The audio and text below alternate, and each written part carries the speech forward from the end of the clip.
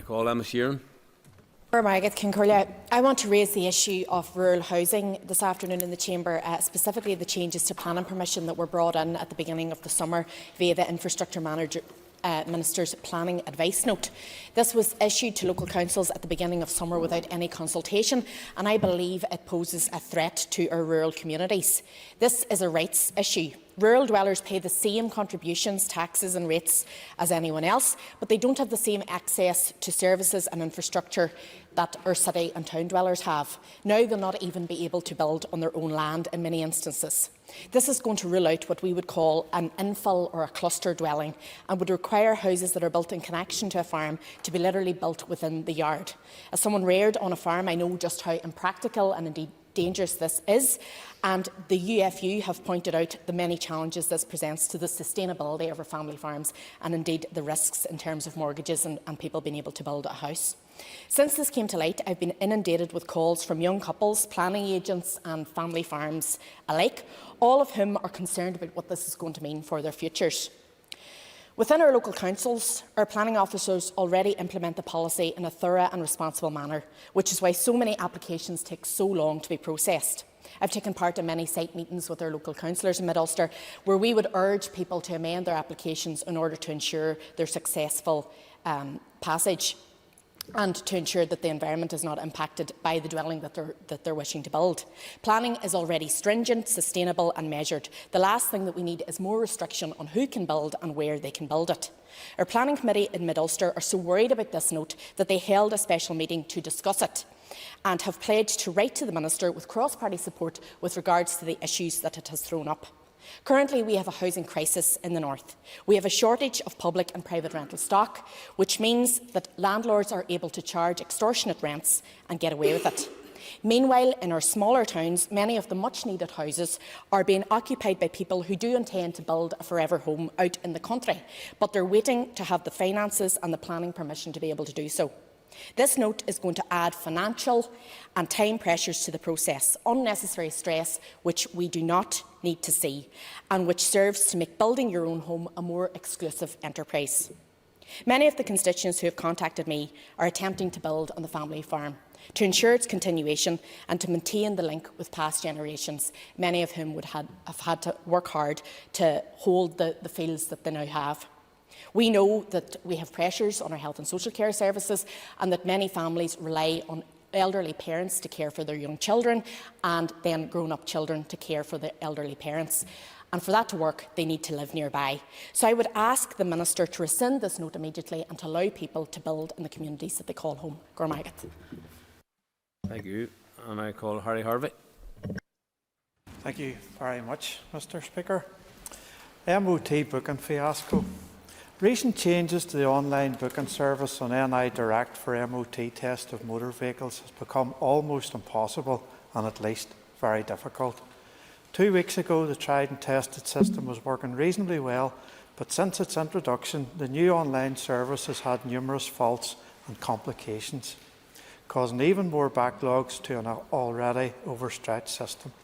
A few examples: unable to access the site, problems paying, payment being taken twice and no simple method for a refund. And personally, I went to book my MOT to be told your vehicle does not exist, when 2 weeks ago it did exist, and only for the fact that the dates were given were not suitable, I decided to wait. No answer at all on the helpline or book by phone number, no queuing system, just a message to say not available, and this was going on Friday all day and again today because I've just tried. And the fact that at present local people cannot make a booking at a test centre anymore, so what do we do? MOT is a government requirement. At present, this service requirement cannot be provided in a reasonable time frame. Is it time for certificates of temporary exemption to be issued until the proper service can be provided? I will be writing to and calling for Minister McLaughlin to act promptly on this issue, and I must add, I have every faith that she will do so. Thank you. Thank you. And I call Sinead McLaughlin. Thank you, Mr Speaker. The High Street Voucher Scheme opened today, and it would be fair to say it opened with a very bumpy start. We've had website crashes and people have been very frustrated. This is a very important scheme and we want it to work, and we want it to work efficiently. So we're calling on the Minister, I'm calling on the Minister today to ensure that all the resources that he has is put to ensuring the smooth running of this online application process. Our independent, locally owned retailers and hospitality businesses have been on their knees, while the big supermarket chains have survived over the pandemic without losing turnover. In fact, many of them have increased their takings. It was the small independents that have been in crisis. Despite the support from rates relief and furlough, I can tell you that many businesses have been contacting my office in absolute dire straits. Some business owners have actually cried on the phone to me. They have told me that they can't afford to keep paying staff that have been loyal to them for many years. I'm standing here today to plead with consumers to show their loyalty to the independently, locally owned businesses in their village main streets, in their town centres and in their city centres. We need them today and we need them in the future. Just look at our high streets. I can tell you about Derry. Even before this pandemic, we had serious problems because many of our consumers had stopped going into the city centre. They had bought their goods online or else in out-of-town shopping centres. I know that the Labour Party in Britain today has announced that it wants to reduce the impact of business rates and increase the tax burden on global online retailers. So today I am asking, and I make this plea to every person in this chamber and to every person who is listening to this or reading my posts, please encourage people to go in, use their vouchers and to go in to their local businesses and spend them, because we depend on them if we're going to have survival of our town centres. And can I then now plead on the Minister, please fix the broken website and make sure that he throws all resources that he has at this, because we are spending £145 million on this voucher scheme and we can't cock it up at this particular point. If it's operational or process, it needs to be fixed now instead of waiting for a week or two into this, this scheme. Okay. Thank you. Nicole. Rosemary. Barton. Thank you, Mr Speaker. How many of us sitting here this morning or this afternoon have not shed a silent tear as you have watched a distraught parent carry a small white coffin to a waiting hearse? The loss of a child of any age is a tragedy which no parent can prepare for, and is something that rarely crosses the mind of a parent until sadly it affects them. No parent is ever prepared mentally, physically or financially for the funeral and the expenses incurred. In England, Wales and Scotland, the funeral costs of a child under 18 are waived, but much to our shame, no official scheme exists here in Northern Ireland. Yes, an interim measure. A number of councils have voted in favour of waiving fully or partial burial fees, but that is not the answer. Can I at this moment pay tribute to Councillor Julie Flaherty, Ulster Unionist Party Councillor in Armagh, Banbridge and Craigavon, for all the work she has done in increasing the awareness of the concerns of parents who have found themselves in this position. And indeed, sadly, Julie has been one of those parents. Mr Speaker, when a parent loses a child, they have so much to come to terms with: grief, shock, supporting other siblings and making decisions in respect of the funeral. That the cost of the funeral is the last thing on their mind. No bereaved parent should have the added burden and pressure of having to worry about the cost of their child's funeral. Many parents will have made no financial preparation for such an expense and may have to borrow to meet the costs associated with the burial, just as Caroline Harris had to do following the death of her 8-year-old boy. In January 2020, when New Decade New Approach was agreed, it included many commitments which have to date not been progressed. The Department of Communities submitted a bid of $703,000 for funding in 2021-2022 for the children's funeral expenses, which has been unsuccessful, while a further unsuccessful bid was submitted in June to the June monitoring round. While we have all patiently waited for the Minister to try to identify funding for the Children's Funeral Fund, it is not happening. Mr. Speaker, this situation cannot continue. I therefore now appeal to the Minister to show compassion for those grieving parents who have such a great personal and financial burdens to bear, and to progress with haste to establish a children's funeral fund. Thank you. Thank you. And I call Padraig Delargy. Recently, the campaign for a detox centre in Derry has intensified. Starting in 2014, the campaign ebbed and flowed, but has recently been given a new lease of life by a young Derry woman called Tamsin White. Tamsin has campaigned vociferously for a detox centre in the North West to cater for those in our city and area battling addiction. The question then is, why does Derry need one? There is a dedicated detox centre in Omagh, of which 1/3 of the patients are from Derry. The work done in Omagh is spectacular, and I want to take this opportunity to thank the staff for their dedication and commitment to each and every patient. Derry does, however, have a disproportionate number of admissions to the centre, reinforcing the need for an additional facility in the North West. We're all very aware of the impact COVID has had on our health service. I'm sure there's agreement across this chamber that one of the enduring impacts of the pandemic will be its effect on mental health outcomes. That's already causing devastation to many families, and while I'm acutely aware of the challenges facing the Health Minister, I would ask him to prioritise putting in place the necessary resources to tackle poor mental health. The Detox Centre represents an important first step in addressing this. It represents a pivotal piece of the puzzle. It represents one part of a bigger picture, one which shows joined-up strategic thinking and which supports all those in need of mental health support. But we can't stop there. The Detox Centre isn't a tick box. It isn't case closed. It's the beginning of addressing the mental health crisis in Derry, the beginning of removing the stigma around poor mental health, and I implore the Health Minister to act swiftly to save lives in our town. Thank you. And I call Christopher Stalford. Thank you, Mr. Speaker.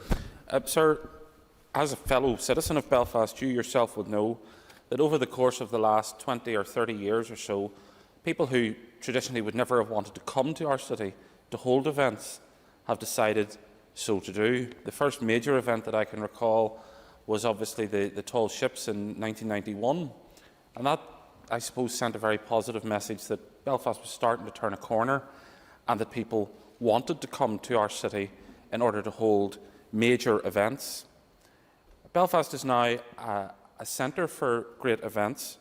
One of those, which has taken place recently, is obviously Belsonic.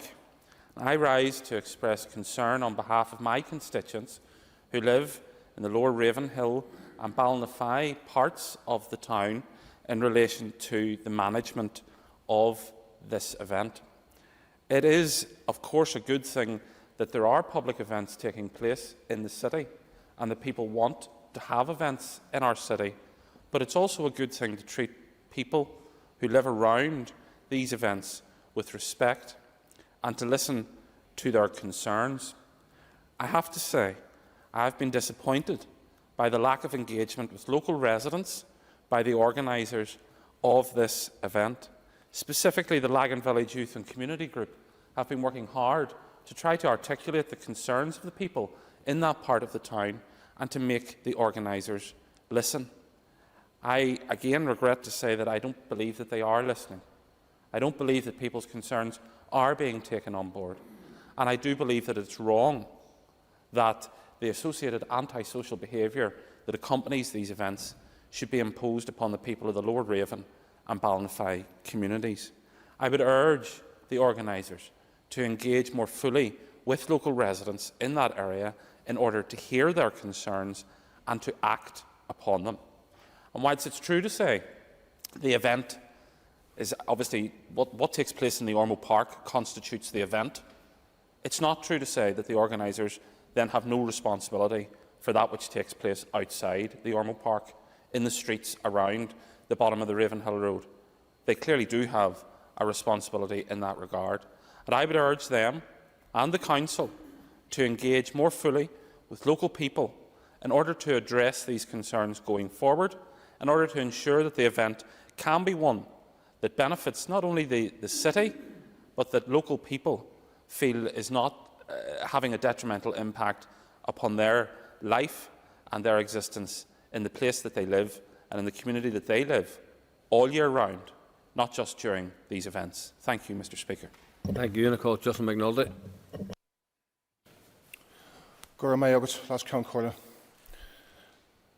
I consider Eugene Reevy a friend, a man of dignity, a man of shining integrity, a man of steely resolve, a man of fierce determination, a pillar of the White Cross community.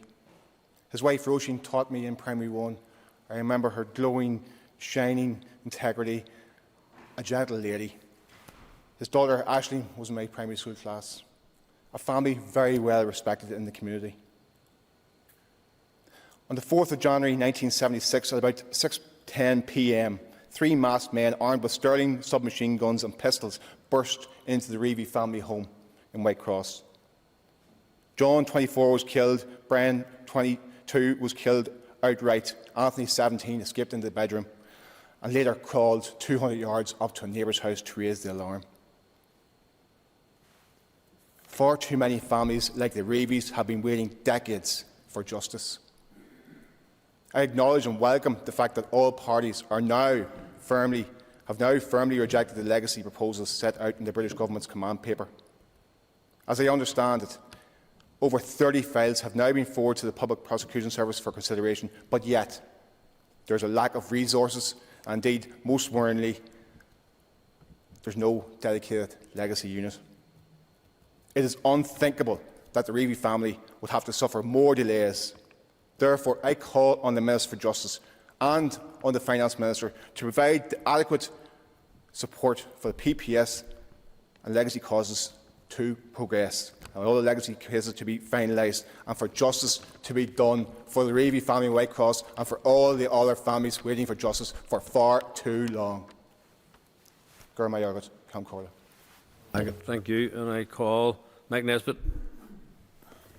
Thank you, Mr. Speaker. Following Mr. McNulty reminds me of a saying from from Cliff Morgan, famous Welsh rugby international and at one time head of BBC Sport, who said of sport that compared to social isolation, poverty, loss, ill health, sport is simply a nonsense, but an important nonsense at that. And I am rising just to acknowledge the important nonsense that was the Ryder Cup played in Wisconsin over the last 3 days.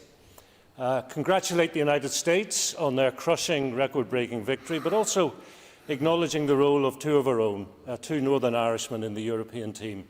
Graham McDowell from Portrush, who was one of the vice-captains, and Rory McIlroy from Hollywood and County Down, still one of the world's greatest professional golfers. And I commend him for his resilience during the course of the tournament, because on day one he went out twice to 2 heavy defeats, so heavy in fact that for the first time in his long career as a Ryder Cup player he was dropped for the Saturday morning foursomes, went out again Saturday afternoon for a 3rd defeat, and despite all that, yesterday not only did he win his singles match, he went out first, leading for the European team and posting a blue mark for the eventual losers of the tournament. I just think, Mr Speaker, that resilience is something highly admirable. And I know we often stand in this House and talk about what is wrong with Northern Ireland. But I think if you think about people like Graham McDowell and Rory McIlroy, we might realise that not just in sport, but in music, the arts, business, and all walks of life, we produce individuals of great character who give us a global reputation. And I think sometimes that is something we should remember to celebrate. And so I thank Mr McDowell and Mr McIlroy for their contribution to promoting this little postage stamp on the world map that is Northern Ireland. You and I call Jim Allister. Slemish College is the primary integrated school in my constituency. It is situated in a very urban, heavily populated area of Ballymena on the Larne Road. By reason of the nature of the school and its reputation, its 800 pupils come from a very wide catchment area.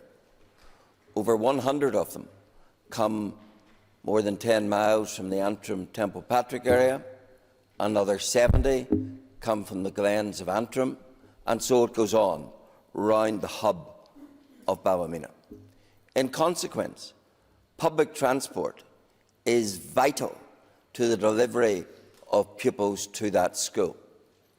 And though Larne Road is a heavily trafficked road, there have always been some bus pull-in points at the front of the school to facilitate the reality that it is serviced by public transport and indeed by many parents who have to drive their children. Yet this summer, the active travel unit of the Department of Infrastructure, those who tell us we all must be on our bikes, decided to remove the bus pull-in points, to widen the footpath to at one point over 6 metres, so that it's wider than the carriageway, for the purpose of driving cars off the road. Now we have abundant chaos at Slemish College, inflicted by the idiotic approach of the department. Beginning of September, I met with the relevant active travel official, along with Councillor Matthew Armstrong, Councillor Quigley, and the headmaster of the school, on site, to see just what could be done about restoring some normality and sense to this situation. I might as well have talked to that wall. I asked then for a meeting with the higher official. It was refused. I then asked for a meeting with the minister. The minister has refused. So here we are, in a supposedly caring devolution system. A school's transport network has been wrecked by the department, and this department's attitude is so belligerent, so dogged, it's only outdone by its arrogance, to the point where a minister refuses a meeting, and I have to bring that issue to the floor of this House to put proper attention on it. It is time the department woke up and acted on this matter. Thank you. I call Gerry Carroll. Thanks, Mr Speaker. The decision by the Tories to reduce universal credit by £1,000 a year will have a devastating impact on people in my constituency of West Belfast and right across the north. Millions of people will be impacted by this cut, and in the north we know 105,000 households will lose £20 a week, with the uplift being abolished. Given that we have larger families here compared to other places in the UK, some 300,000 people, by the government's own figures, will be impacted by this cut. So why, therefore, is there such a meek front provided by the Executive on this question? This cut will push people further into poverty, hardship and difficulty. The Executive should be screaming about this and should mount a wall of resistance against the Tories' plans to implement this drastic cut, the worst in decades. The truth is, Mr Speaker, the universal credit uplift was needed in order that people on universal credit, a large proportion of them in work, let's not forget, could afford the basic necessities to get by in the middle of a global pandemic. COVID is obviously still with us and circulating like wildfire in our communities, but the cost of living hasn't reduced, but in fact dramatically shot up.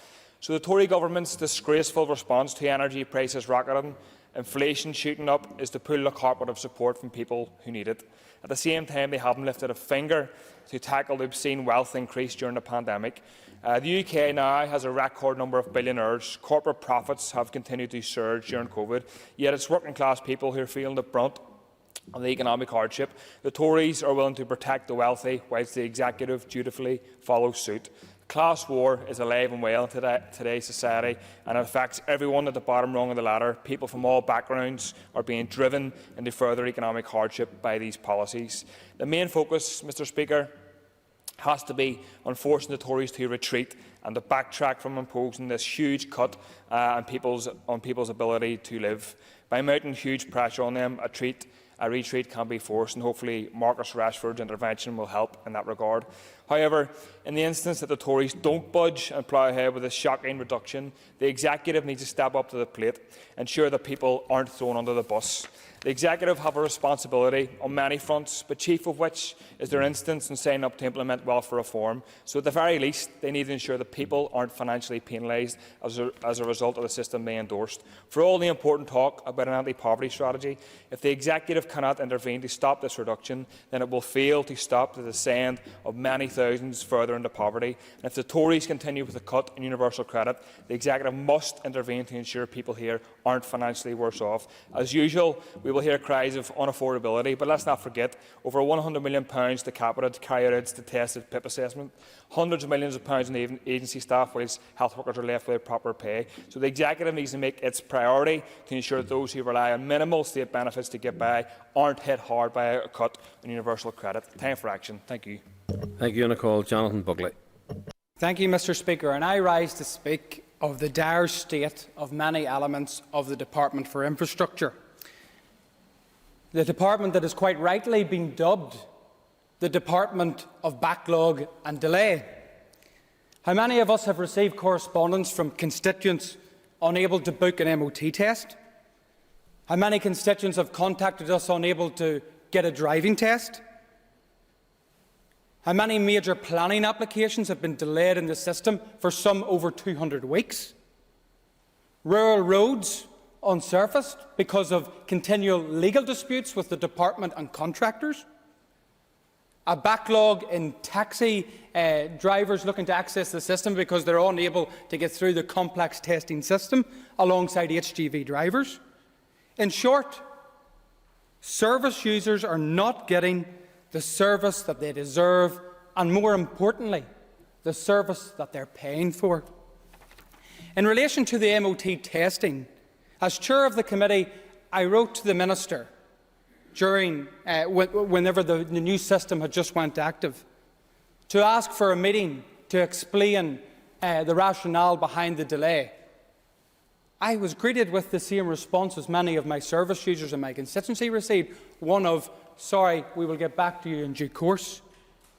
In the last 12 months preceding the onset of the COVID-19 pandemic, in March 2020, the DVA conducted 850,000 vehicle tests in Northern Ireland. In contrast, the most recent 12 months on record, only 456,814 tests were carried out. This underlines the scale of the current testing backlog. If this situation is to be addressed sustainably and not compounded, there needs to be a need for streamlined procedures for booking appointments going forward.